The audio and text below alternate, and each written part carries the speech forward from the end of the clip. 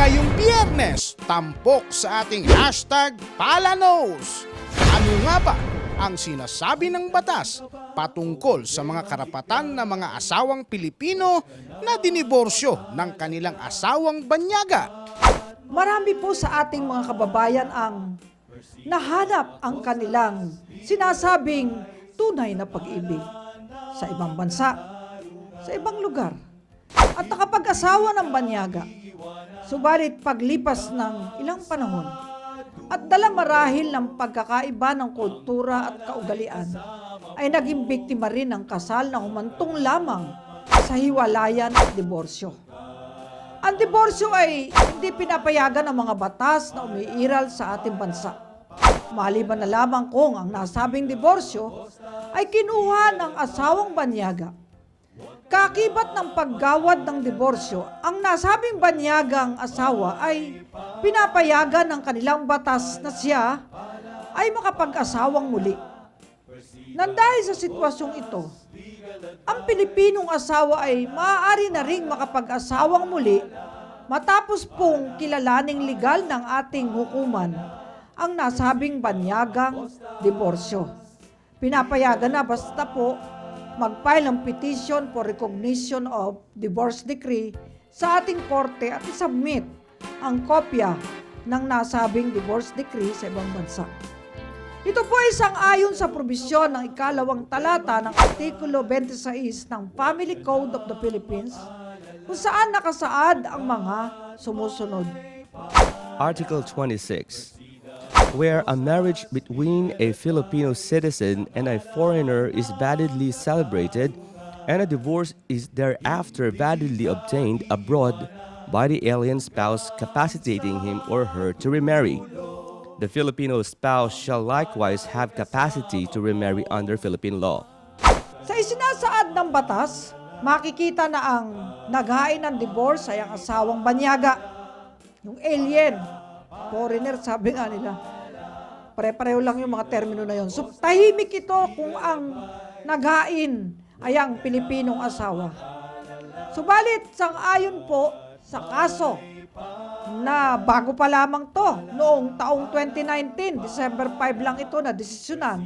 Ang title ng kaso ay INRE, Petition for Judicial Recognition of Divorce between Minor Takahashi and Juliet Rendora Moranya versus Court of Appeals, na isinulat po ni Honorable Associate Justice Ami Lazaro Javier, na sinasabi po ng Korte Suprema sa desisyong nabanggit ang sumusunod.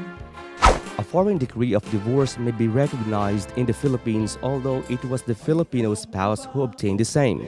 Republic versus Manalo emphasized that even if it was the Filipino spouse who initiated and obtained the divorce decree, the same may be recognized in the Philippines. Paragraph 2 of Article 26 speaks of a divorce validly obtained abroad by the alien spouse capacitating him or her to remarry. Based on a clear and plain reading of the provision, it only requires that there be a divorce validly obtained abroad. The letter of the law does not demand that the alien spouse should be the one who initiated the proceeding wherein the divorce decree was granted. It does not distinguish whether the Filipino spouse is the petitioner or the respondent in the foreign divorce proceeding. A prohibitive view of paragraph 2 of Article 26 would do more harm than good. If we disallow a Filipino citizen who initiated and obtained a foreign divorce from the coverage of paragraph 2 of Article 26, and still require him or her to first avail of the existing mechanisms under the family code, any subsequent relationship that he or she would enter in the meantime shall be considered as illicit in the eyes of the Philippine law. Worse, any child born out of such extramarital affair has to suffer the stigma of being branded as illegitimate. Surely, these are just but a few of the adverse consequences not only to the parent but also to the child, if we are to hold a restrictive interpretation of the subject provision.